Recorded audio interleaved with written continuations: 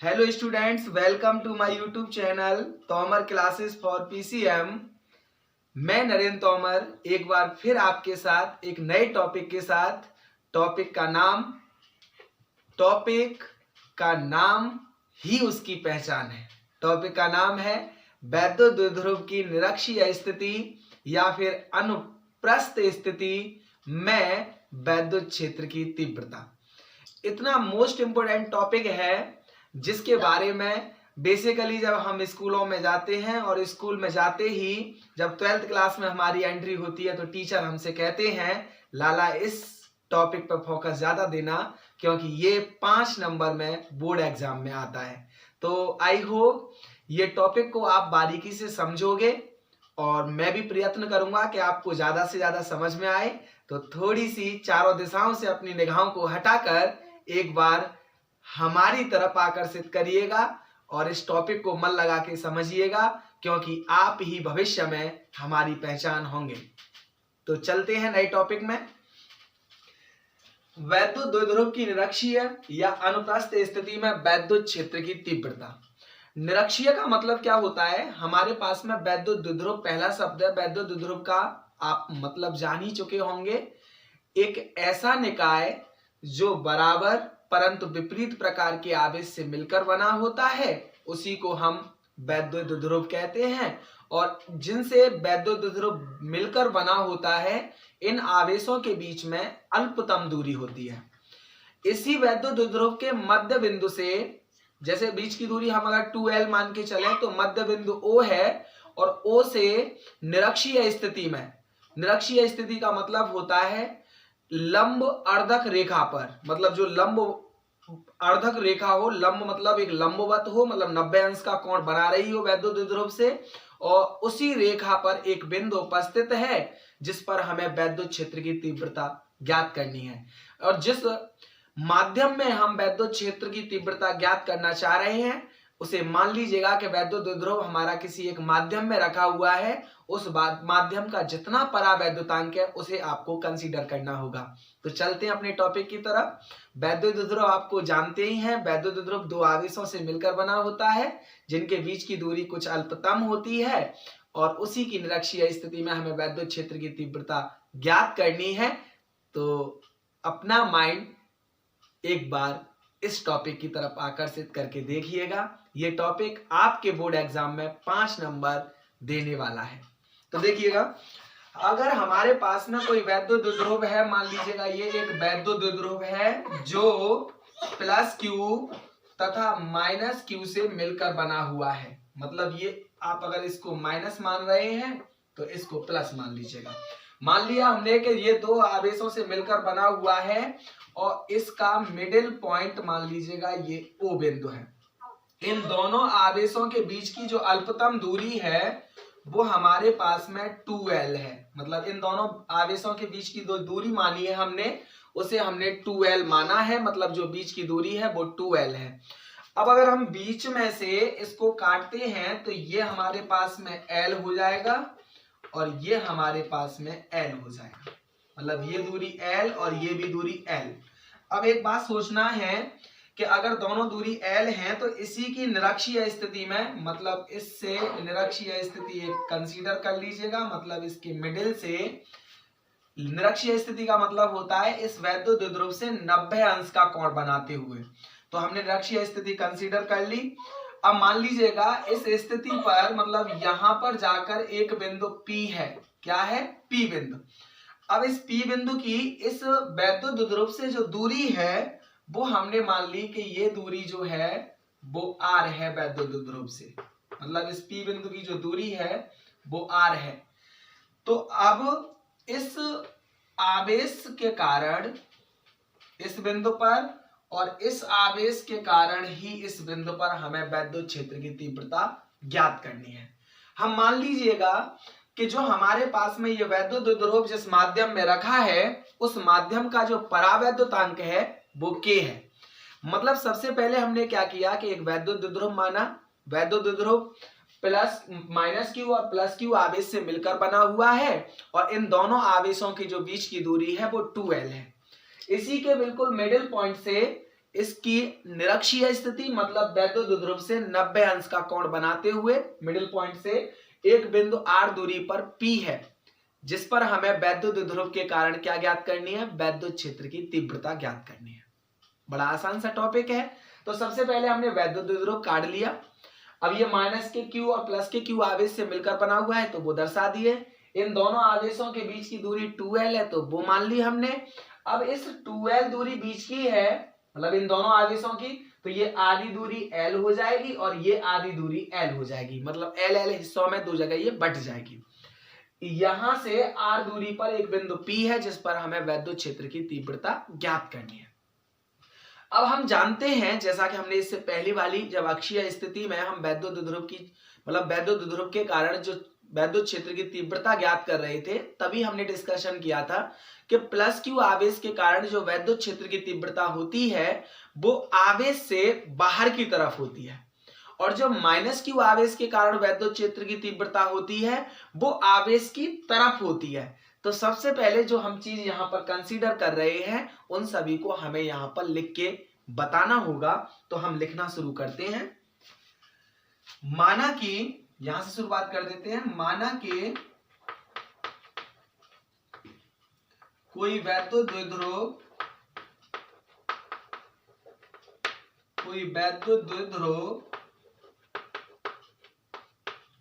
जो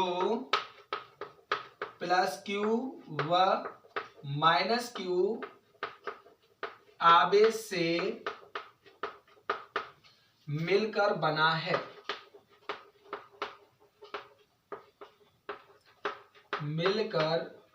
है तथा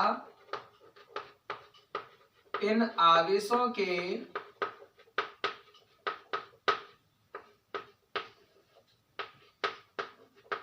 बीच की दूरी 2L है। इस वैद्युत द्विध्रुव की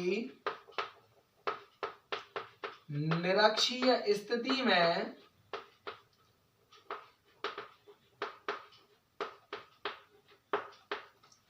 में द्विध्रुव से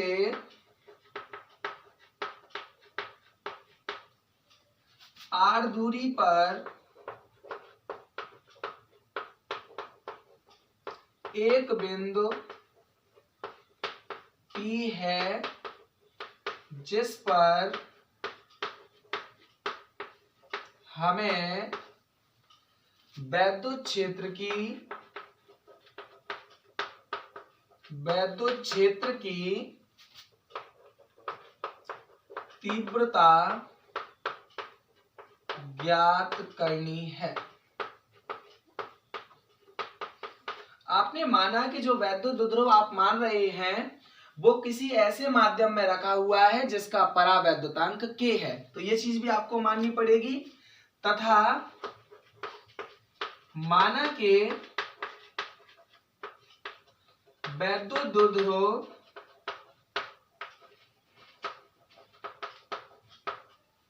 एक ऐसे माध्यम में रखा है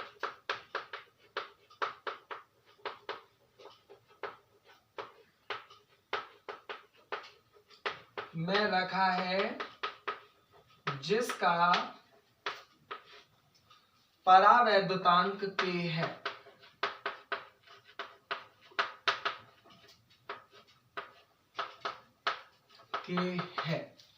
हमने ये भी मान लिया कि जिस माध्यम में ये रखा है उस माध्यम का परावैद्युतांक K है, मतलब हम मान रहे हैं कि हमारे पास में कोई वैद्युत द्विध्रुव है जो प्लस Q तथा माइनस Q आवेश से मिलकर बना हुआ है और इन दोनों आवेशों के जो बीच की दूरी है वो 2L है।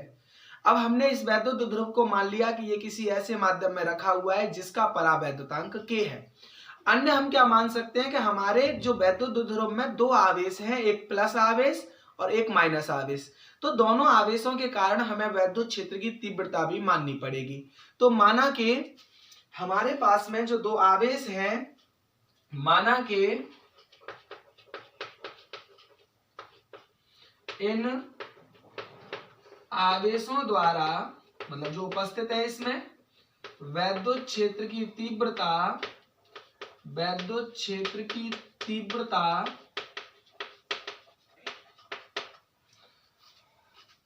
-q व +q के कारण क्रमशः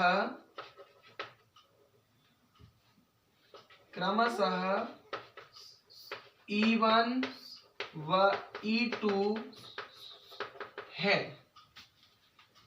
क्लियर बात हो गई कि नहीं? जो +q व -q आवेश से मिलकर बना है तथा इन आवेशों के बीच की दूरी 2l है।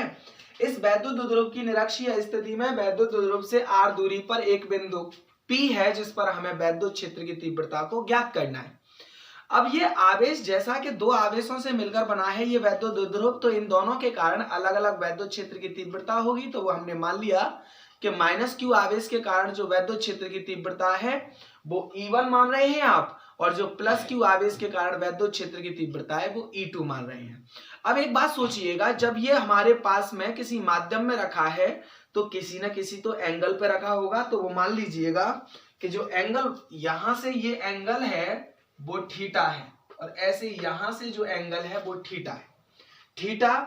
अब एक बात सोचिएगा, इस +q आवेश के कारण जो वैद्युत क्षेत्र की तीव्रता होती है वो E2 मानी है आपने, और वो E2 जो है निरक्षीय स्थिति है, तो E2 जो है उसकी डायरेक्शन बाहर की तरफ होगी, मतलब आगे की तरफ। +q आवेश के कारण जो वैद्युत क्षेत्र की तीव्रता हम मानते हैं उसकी दिशा हमेशा आवेश से बाहर की तरफ होती है। यहां तक आपको समझ में आ गया? -q आवेश के कारण जो वैद्युत क्षेत्र की तीव्रता होती है वो आवेश की तरफ होती है। इसका मतलब आवेश -q ये है, तो इसके कारण जो वैद्युत क्षेत्र की तीव्रता होगी मतलब इसी की तरफ होगी, मतलब ये E1 है। तो E2 हमारा इधर साइड और E1 हमारा इधर साइड। यहां तक हमारे पास में क्लियर हो गया। आई होप आपको यहां तक समझ में भी आया होगा। अगर आपको कोई चीज नहीं समझ में आती है तो आप कमेंट बॉक्स में उस चीज के बारे में पूछ सकते हैं। मुझ पर विश्वास रखिएगा, मैं जल्द से जल्द आपको उसका आंसर प्रोवाइड कराऊंगा। तो देखिएगा, आपको यहां तक समझ में आना भी चाहिए। हमारे पास में एक वैद्युत द्विध्रुव है, मान लीजिएगा इसका नाम भी आपने दे दिया, ये A है और ये B है। ये दो आवेशों से मिलकर बना हुआ है -q और +q। अब इन दोनों आवेशों के बीच की जो दूरी है वो 2l है, और इसके मिडिल बिंदु, मिडिल मतलब बिल्कुल बीचों बीच का बिंदु, अगर दोनों के बीच की दूरी 2l है तो बीचों बीच की दूरी कितनी हो जाएगी? ये l और ये भी l, क्योंकि l और l 2l मतलब दोनों के बीच की 2l। अब एक बात सोचिएगा, इसके मिडिल बिंदु से r दूरी पर एक बिंदु P है जिस पर हमें वैद्युत क्षेत्र की तीव्रता को ज्ञात करना है। अब एक चीज आपने मान ली कि -q आवेश के कारण जो वैद्युत क्षेत्र की तीव्रता है वो E1 है और +q आवेश के कारण E2 है। इसका मतलब +q आवेश के कारण जो वैद्युत क्षेत्र की तीव्रता होती है वो बाहर की तरफ होती है, तो आपने उसकी डायरेक्शन बाहर की तरफ दिखा दी।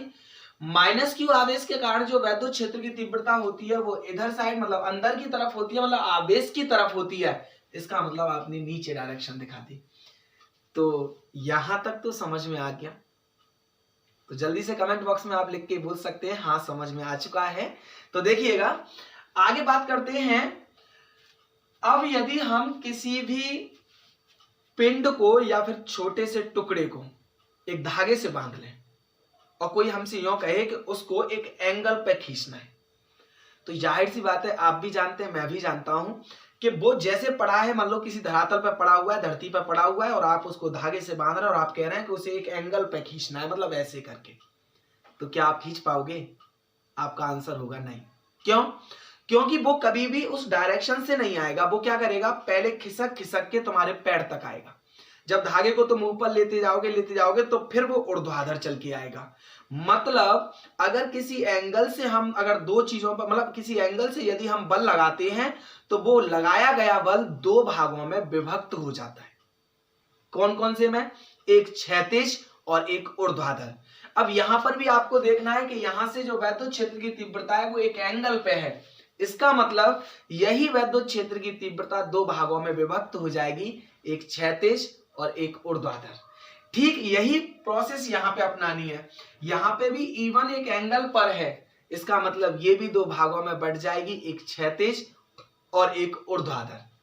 अब आपके मन में ख्याल आ रहा होगा कि क्षैतिज और ऊर्ध्वाधर का मतलब क्या होता है। जैसे अब हमारे पास में अगर हम किसी चीज को यहां से ऐसे बल लगा के खींच रहे हैं तो आप जानते हैं कि पहले ये चीज क्या होगी कि पहले ये चीज यहां तक खिसक के आएगी, मतलब ये क्षैतिज हो गया, और जब ये ऊपर जाएगी मतलब ये ऊर्ध्वाधर हो गया।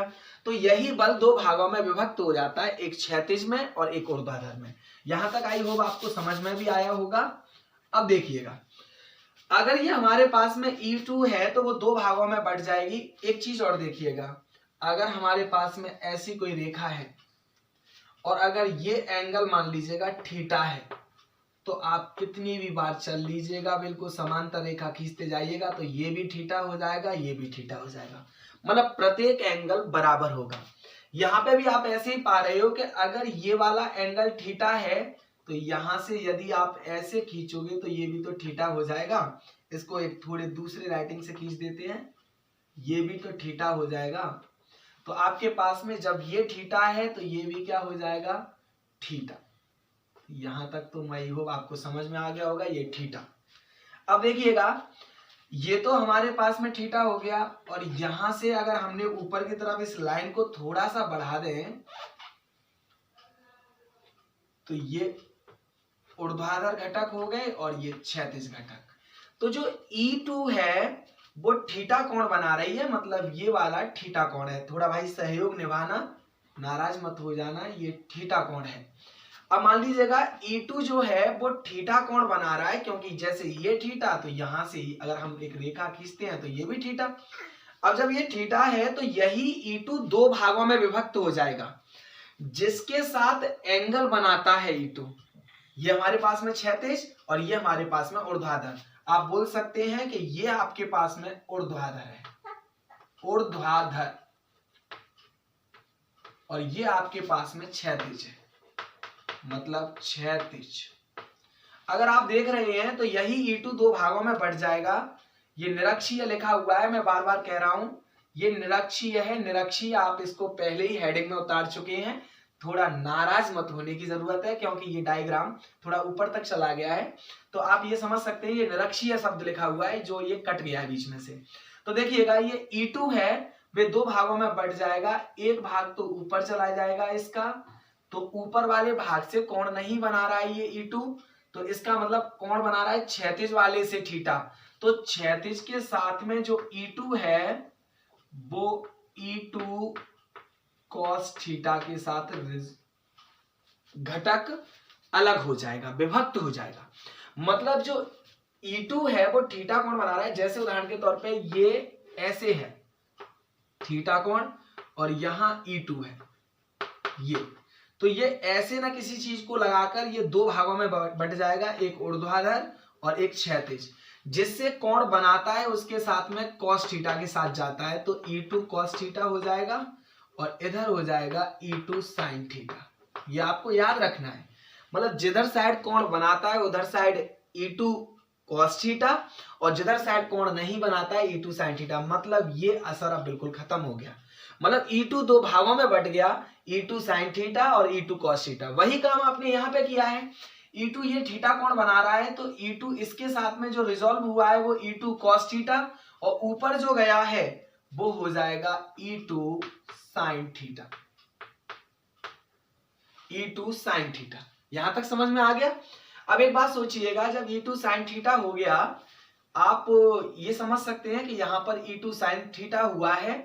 ठीक उसी प्रकार से अगर E1 को देखें हम, तो एक बात सोचिएगा, ये Z एंगल बन रहा है ऐसे करके, ये यहां से ऐसे करके और ऐसे करके और ऐसे जा रहा है, मतलब ये Z एंगल है हमारे पास में, ये L थी। अब ये जब Z एंगल जा रहा है तो आप जाहिर सी बात कह सकते हैं कि Z एंगल पे ऐसे करके ऐसे, अगर ये थीटा है तो ये भी तो थीटा होगा, तो कहने का मतलब ये एंगल भी हमारा थीटा है। अब जब ये थीटा है तो E1 को देखिएगा, E1 की डायरेक्शन नीचे की तरफ थी। अब जब E1 की डायरेक्शन नीचे की तरफ है तो E1 दो भागों में विभक्त हो जाएगा, मतलब जिसके साथ कोण बना रहा है उधर साइड तो cos के साथ में, तो E1 इधर साइड जाएगा तो ये हो जाएगा E1 cos थीटा। और E1 का एक घटक नीचे की तरफ, मतलब ये ऊर्ध्वाधर है, तो एक घटक E1 का इधर पहुंच जाएगा, ये हो जाएगा E1 sin थीटा।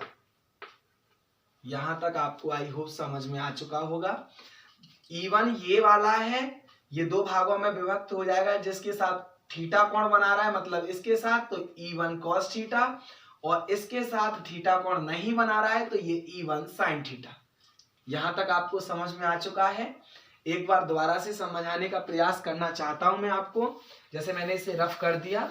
अब एक बात सोचिएगा, ये हमारे पास में कुछ इस तरीका से है ये, और E1 हमारा यहां पर है, तो ये दो भागों में बट गया। अगर यहां पर ये थीटा कोण बना रहा है तो इसके साथ में E1 चला जाएगा, तो E1 cos थीटा, क्योंकि थीटा तो इसी से बना रहा है, और इसके साथ में चला जाएगा तो E1 sin थीटा। दो भागों में विभक्त हो जाएगा। कहने का मतलब E1 की भी इधर ही साइड आई है और E2 भी हमारा इधर ही साइड गया था cos थीटा में, परंतु E2 जो sin थीटा वाला गया था वो इधर साइड गया था, E2 sin थीटा। यही सिस्टम था पूरा।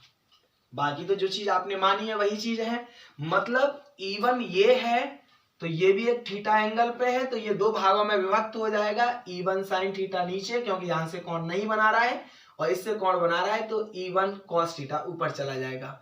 E2 इससे कोण बना रहा था, आप उसमें देख पा रहे थे, तो E2 हमारे पास में जो E2 की डायरेक्शन है वो थोड़ी सी इस टाइप की थी, और ये कोण बना रहा था थीटा, वो यहां बना रहा था। तो E2 sin थीटा मतलब cos थीटा इससे बना रहा था, क्योंकि थीटा इससे बन रहा है तो cos थीटा साथ में इसके साथ, और ऊर्ध्वाधर थीटा नहीं बन रहा है तो इसका मतलब sin थीटा के साथ में उसके साथ। तो आप ये कह सकते हैं कि इसके दोनों के एक ही घटक एक ही डायरेक्शन में जा रहे हैं। मतलब पहली E1 का भी एक घटक क्षैतिज और E2 का भी एक घटक क्षैतिज, और उसका एक घटक ऊर्ध्वाधर ऊपर की ओर, एक घटक ऊर्ध्वाधर नीचे की ओर। यहां तक आई होप आपको समझ में आ चुका होगा। तो मैं इसको रफ करने वाला हूं थोड़ा सा। यहां पर यदि डायग्राम में कोई प्रॉब्लम हो रही हो तो आप अपनी कॉपी पर प्रैक्टिस करके यहां से थोड़ा सा सहारा लेकर इस डायग्राम को बहुत अच्छे से बना सकते हैं। देखो ये शब्द जो लिखा है वो निरक्षीय है, और आपको मैं बार बार यही कह रहा हूं, यही प्रॉब्लम थोड़ी सी आएगी। ये शब्द जो है वो निरक्षीय है, तो आप एक बार डायग्राम का स्क्रीनशॉट ले लीजिएगा, मतलब इसको साफ तरीका से इसकी हेल्प से बना सकते हैं। फिर हम आगे डेरिवेशन को करते हैं।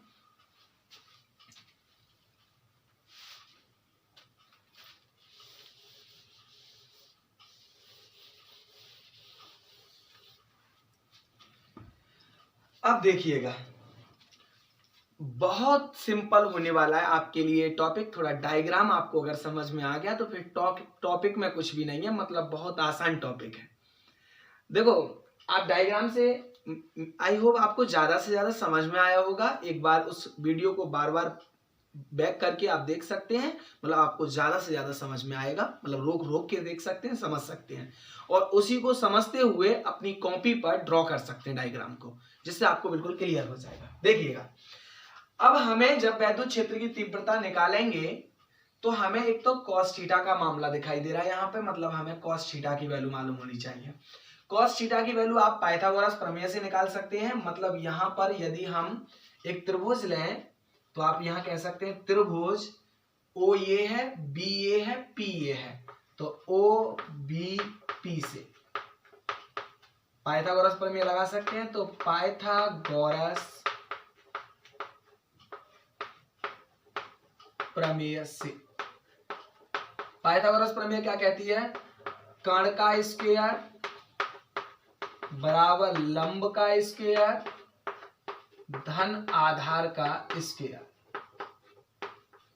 अब एक बात बताइएगा, कर्ण क्या है इसमें? सबसे बड़ी भुजा, मतलब ये भुजा, तो इसका नाम है बी और यहाँ का बिंदु का नाम है पी, तो कर्ण की वैल्यू है बीपी। तो आप ये कह सकते हैं बीपी का स्क्वायर बराबर लंब का स्क्वायर। तो लंब क्या है? थीटा के सामने वाली भुजा लंब कहलाती है, मतलब ओ और पी, तो आप ये कह सकते हैं ओपी का स्क्वायर प्लस आधार क्या है? तो आप कहोगे ओ बी, तो इसका मतलब ओ बी का स्क्वायर, क्योंकि सबसे बड़ी भुजा कर्ण होती है, तो कर्ण हो गई बीपी, तो बीपी का स्क्वायर। थीटा के सामने वाली भुजा लंब होती है, तो लंब क्या हो गया? ओपी, तो ओपी का स्क्वायर। शेष भुजा आधार होती है तो OB तो OB का स्क्वायर। अब देखिएगा BP की अगर बात करें तो B और P यही वैल्यू हमें चाहिए, मतलब आप इसको ऐसे ही लिख सकते हैं BP, मतलब कण की वैल्यू चाहिए। OP की वैल्यू अगर देखी जाए तो O से P की जो दूरी है वो R माने थे आप, इसका मतलब ये R का स्क्वायर हो गया। OB की बात करी जाए तो O से B की दूरी ये L थी और O से A की दूरी भी L थी, मतलब ये दूरी L थी तो प्लस L का स्क्वायर। आई होप यहां तक आपको समझ में आ चुका है। स्क्वायर बराबर से उधर जाता है तो रूट में, तो BP बराबर आ जाएगा root R square plus L square, मतलब BP की value R square plus L square आ गई। अब एक बात सोचिएगा, BP क्या है, B से P की दूरी, तो ये वैल्यू आ गई R square plus L square. जब BP की वैल्यू यही आ गई, ठीक सिचुएशन इधर है, ये L और ये R, ये थीटा, तो मतलब जो BP की वैल्यू आई है वही AP की वैल्यू आएगी। तो आप कह सकते हैं चूंकि A से लेकर P की दूरी वही होगी जो B से लेकर P की दूरी है, तो आप ये कह सकते हैं कि AP बराबर भी होगा under root R square plus L square. तो AP की भी वैल्यू आ गई under root R square plus L square, मतलब A से लेकर P तक की दूरी। यहां तक आपको समझ में आ गया? आई होप आ गया होगा, थोड़ा मुस्कुरा दीजिएगा। और अगर कोई पॉइंट नहीं समझ में आया है तो आप मेरे व्हाट्सएप नंबर, मैं आपके व्हाट्सएप नंबर मतलब आपके लिए एक सेंड कर दूंगा मैसेज में, मतलब वो व्हाट्सएप नंबर होगा मेरा, मतलब आपको कोई प्रॉब्लम हो तो आप मुझे बाय कॉल भी पूछ सकते हैं। मैं आपकी सेवा के लिए हमेशा तत्पर हूं, तत्पर रहूंगा, अपनी बात पर हमेशा अमिट रहूंगा। मतलब जब आपको प्रॉब्लम होगी, जब आपको कोई समस्या होगी, आप मुझे कॉल करके भी पूछ सकते हैं। तो आगे बात समझिएगा, यहाँ पर AP की वैल्यू ये और BP की वैल्यू ये हो गई। अब अगर हमें यहाँ पर cos थीटा दोनों जगह दिखाई दे रहा है, इसका मतलब हमें cos थीटा की भी आवश्यकता पड़ेगी। तो क्यों ना हम लाल बट्टे कक्का से cos थीटा की वैल्यू निकाल लें। तो cos थीटा बराबर क्या होता है, cos थीटा बराबर होता है आधार बट्टे कण। cos थीटा बराबर आधार बट्टे कण। आधार क्या है, तो आधार है हमारे पास में ये, तो मतलब ये वैल्यू है L, मतलब इसी से निकाले तो ये वैल्यू है L बट्टे कण क्या निकल के आया था, अभी निकल के आया था under root R square plus L square. ये cos थीटा की वैल्यू निकल के आ गई, मतलब आप कह सकते हैं cos थीटा की वैल्यू हो गई L बट्टे under root R square plus L square. तो cos थीटा की वैल्यू हमने निकाली ली, AP और BP की वैल्यू हमने निकाली ली। आई होप आपको पूरी तरह से समझ में आया होगा। तो एक बार स्क्रीनशॉट लीजिएगा और फिर नेक्स्ट आगे चलते हैं।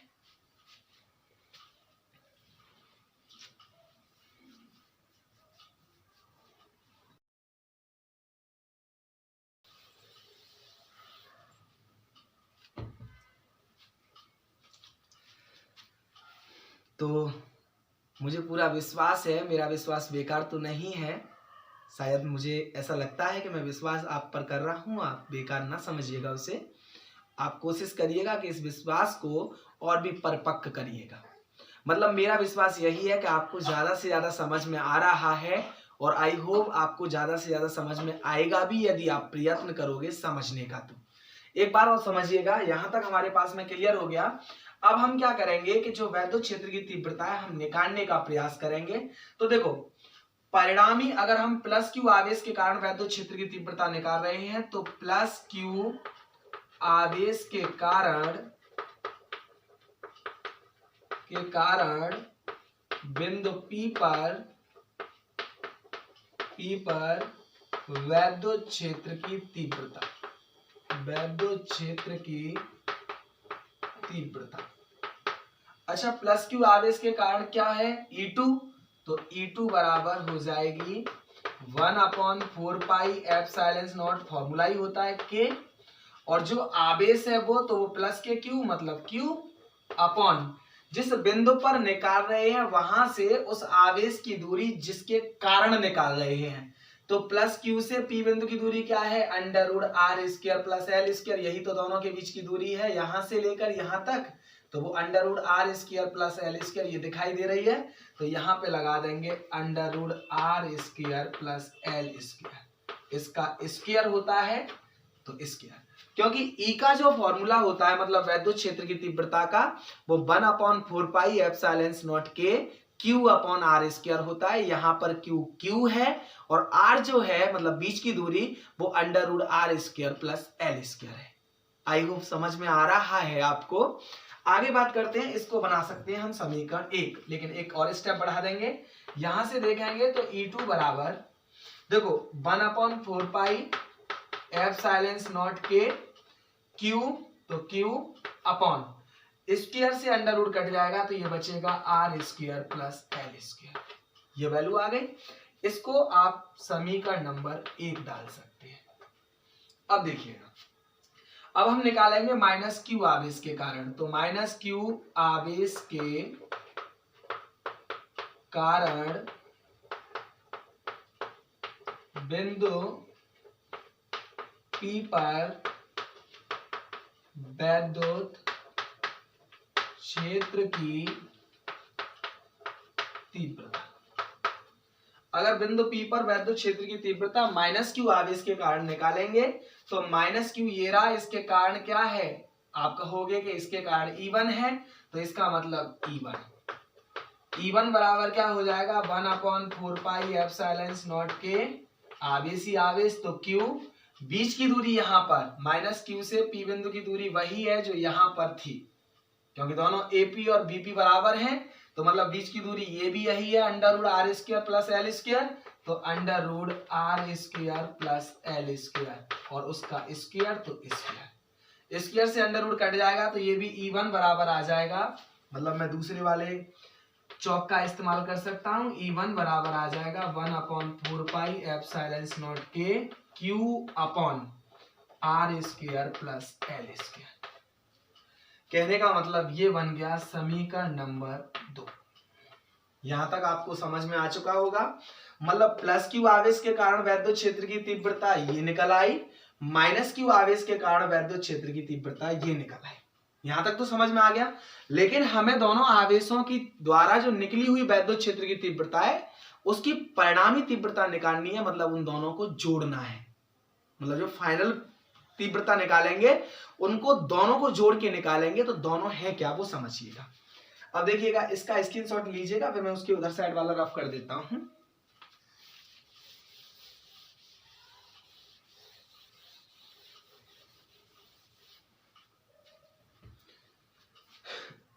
देखिएगा, एक ऊपर थी E1 sin theta, E2 sorry, और इसी अक्ष पर मतलब इसी में ऊर्ध्वाधर पे नीचे थी E1 sin थीटा। मतलब E1 और E2 की वैल्यू दोनों की देख रहे हैं तो दोनों बराबर आ रही है। देखो, क्योंकि प्लस का चिन्ह लेते ही नहीं है इसमें आवेश का, तो ये ना प्लस का ले ना माइनस का ले, तो इसका मतलब ये दोनों एक बराबर आ रही हैं। इसका मतलब ये वैल्यू E1 के बराबर ही है। जब अगर कोई यहाँ पर पिंड है उसको जितने बल से ऊपर खींचा जाए उतने ही बल से नीचे खींचा जाए तो पिंड कहीं पे भी नहीं जाएगा। मतलब ये दोनों बल एक दूसरे से निरस्त हो जाएंगे।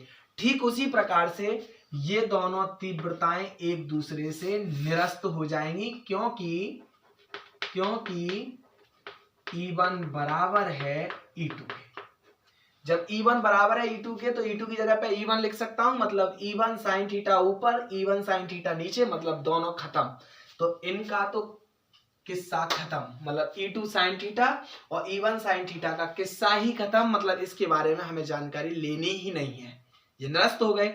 अब बात किसकी आती है? बात आती है क्षैतिज वाले की। क्षैतिज वाला मतलब दोनों की डायरेक्शन एक तरफ है, मतलब यही पिंड है और इसको एक बल खींच रहा है 10 न्यूटन के से, दूसरा बल इधर ही डायरेक्शन में 10 के से, तो कितने से खींचा चलाएगा? आप कहोगे 20 से, क्योंकि दोनों की डायरेक्शन एक ही है।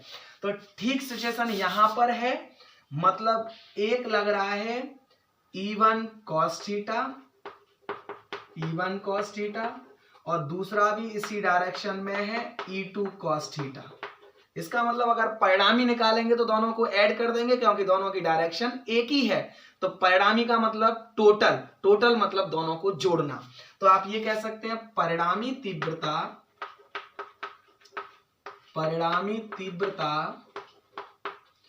E बराबर हो जाएगी E1 प्लस E2। अब E1 की वैल्यू कितनी निकल के आई है? E1 की वैल्यू ये निकल के आई है, तो लगा दीजिएगा 1/4 पाई एप्सिलॉन नॉट के Q upon R square plus L square plus ये भी इतनी ही वैल्यू आई है E2, ये रही, तो 1/4 पाई एप्सिलॉन नॉट के Q upon R square plus L square. देखो सेम टर्म ये, सेम टर्म ये, मतलब दोनों पद एक जैसे हैं, तो एक और एक दो, तो आप ये कह सकते हैं E बराबर 2। लेकिन देखो एक चीज याद रखना, इन दोनों में हमारे पास cos थीटा और था, तो इसका मतलब cos थीटा बाहर चल रहा है। ऐसे ही इन दोनों में बाहर cos थीटा अभी चल रहा है हमारे पास में, मतलब cos थीटा आप यहां पे कह सकते हैं, मतलब इन दोनों को जब जोड़ेंगे E1 cos theta plus E2 cos theta, तो दोनों में से cos थीटा बाहर आ जाएगा, मतलब E1 प्लस E2 हो जाएगा। ये cos थीटा हम दिमाग पे से हट गया था, मतलब cos theta E1 cos theta plus E2 cos theta, दोनों में से cos थीटा बाहर ले लिया तो E1 प्लस E2, तो cos थीटा साथ में चल रहा है। तो अब देखिएगा एक और एक दो, तो ये हो जाएगा 2 इंटू 1/4 पाई एप्सिलॉन नॉट के Q upon R square plus L square, ये हो गया। अब देखो cos थीटा साथ में चल रहा है, मतलब मल्टीप्लाई में, तो cos थीटा की वैल्यू आपने इससे पहले निकाली थी, जो मैंने रफ कर दी है, और आपकी कॉपी पर लिखा होगा L बटे under root R square plus L square. ये cos थीटा की वैल्यू है, आप लिख भी सकते हैं, चूंकि cos थीटा बराबर L बटे under root R square plus L square, ये cos थीटा की वैल्यू है। तो आई होप यहां तक आपको समझ में आ चुका है, तो फटाफट स्क्रीनशॉट लीजिएगा, फिर आगे चलते हैं।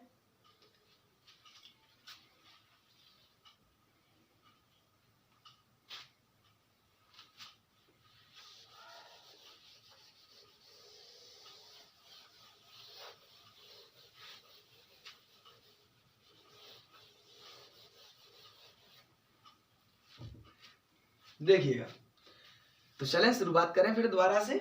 तो E बराबर इतना आ गया हमारे पास में, तो यहां से शुरुआत करते हैं। E बराबर ये हो जाएगा 2, तो आप ये कह सकते हैं 2 की 1 में मल्टीप्लाई करें तो 2/4 पाई एप्सिलॉन नॉट के और Q upon R square plus L square. अब देखो ये L है, अंदर मल्टीप्लाई करेंगे तो यही L आ जाएगा और यहां आ जाएगा R square plus L square, ये हो जाएगा। अब देखिएगा, अगर हम जनरली देखें तो E बराबर 2, आप यहां पे इसको 2 इंटू 1 लिखा था तो 2 इंटू 1 ही रहने दीजिएगा। ये हो जाएगा आपके पास में 1/4 पाई एप्सिलॉन नॉट के, इस 2 को इसके साथ में लिख दीजिएगा तो 2QL, क्योंकि मल्टीप्लाई में, मल्टीप्लाई मतलब 2 इंटू 3 लिखे हैं या फिर 3 इंटू 2 लिख दें, बात तो एक ही है। मतलब इस 2 को यहां ना लिख के यहां लिख दें तो बात एक ही पड़ेगी, क्योंकि मल्टीप्लाई में कोई भी असर नहीं पड़ता है। ये हो जाएगा 2QL अपॉन, देखो R square plus L square, यहां समझ लीजिएगा R square plus L square की पावर 1 है, कुछ नहीं है तो 1 है, और यहां पर R square plus L square की पावर अंडर रूट है, तो मतलब 1/2। अब एक बात सोचिएगा, जब सेम आधार होते हैं तो पावर आपस में जुड़ जाती है। R square plus L square की पावर 1, मतलब यही आधार है। R square plus L square की पावर 1/2, मतलब यही आधार है। तो जब आधार एक जैसे होते हैं तो पावर आपस में जुड़ जाती हैं, तो 1/2 और 1 मतलब 1 और आधा, 1/2 का मतलब होता है आधा, तो आप बोल सकते हैं 1.5, और 1.5 का मतलब क्या होता है 3/2, मतलब 3 का आधा 1.5 होता है। इसका मतलब मैं इसको लिख सकता हूं R square plus L square की पावर 3/2, लिख सकता हूं ना। तो आई होप आपको समझ में आ रहा है। तो इन दोनों टर्मों की जगह पे मैं लिख सकता हूं यहां पर R square plus L square की पावर 3/2। जैसा कि आप जानते हो आर मिडिल पॉइंट मतलब वैद्युत द्विध्रुव के ओ बिंदु से पी बिंदु की दूरी, परंतु 2l एक छोटी सी दूरी, और उसमें भी अगर l की बात करें तो वो बहुत छोटी दूरी, क्योंकि 2l से ही l प्राप्त हुई है, मतलब 2l का आधा l है। 2l को आप मान रहे हैं छोटी सी दूरी, तो l तो और भी ज्यादा छोटी हो गई, क्योंकि l का मतलब 2l में 2 का भाग देना, इसका मतलब छोटे में अगर 2 का भाग देंगे तो वो और छोटा हो जाएगा, मतलब l बहुत छोटी। तो आप ये कह सकते हैं l स्क्वायर छोटा है छोटा है छोटा है छोटा है आर स्क्वायर से। तो इसका मतलब इस l स्क्वायर, अगर कोई चीज ज्यादा छोटी हो किसी दूसरी चीज की कंपैरिजन में तो उसको भूल जाओ, मतलब l स्क्वायर का कोई अस्तित्व नहीं है। तो आप इसको बोल सकते हैं आएगा E बराबर 1/4 पाई एप्सिलॉन नॉट k और 2ql अपॉन आर स्क्वायर बचेगा उसकी पावर 3/2। अब देखिएगा इसकी 2 और ये 2 एक दूसरे से कैंसिल आउट हो गए, क्योंकि उसे हम भूल ही गए हैं, तो ये 2 से 2 कट जाएंगे, क्योंकि पावर के ऊपर पावर होती है तो पावर की पावर में गुणा कर देते हैं। इसका मतलब 2 गुणा 3/2, मतलब 2 से 2 कैंसिल हो गए तो 3 ही तो बचे। अब देखिएगा यदि माध्यम वायु या निर्वात हो तो k का मान कितना हो जाता है 1, और 2ql हमेशा वैल्यू होती है p की, मतलब 2ql वैद्युत द्विध्रुव आघूर्ण, और वैद्युत द्विध्रुव आघूर्ण को p से डिनोट करते हैं, मतलब 2ql बराबर p। तो इन दोनों वैल्यूओं को रखेंगे तो k की जगह पर 1 रखेंगे तो E बराबर हो जाएगा 1/4 पाई एप्सिलॉन नॉट, k की जगह पर 1 रख दिया, और 2ql की जगह पर p, तो ये p अपॉन r, ये स्क्वायर से स्क्वायर ये वाला 2 कट गया था तो मतलब rq बचा, तो rq। यही फाइनल डेरिवेशन है। अगर कोई आपसे पूछे वैद्युत द्विध्रुव की निरक्षीय स्थिति में वैद्युत क्षेत्र की तीव्रता क्या होती है, तो आपका झट से आंसर होना चाहिए E बराबर 1/4 पाई एप्सिलॉन नॉट और P अपॉन RQ। क्लियर? ये आपके जो सामने है। आई होप आपको ये वीडियो बहुत अच्छे से समझ में आई होगी, और यदि ये वीडियो आपको समझ में आई है तो मेरी वीडियो को लाइक करना, सब्सक्राइब करना, शेयर करना। यही आपके द्वारा मुझे दिया गया प्यार होगा। तो आई होप आपको ज़्यादा से ज़्यादा वीडियो पसंद आई होगी। Thank you.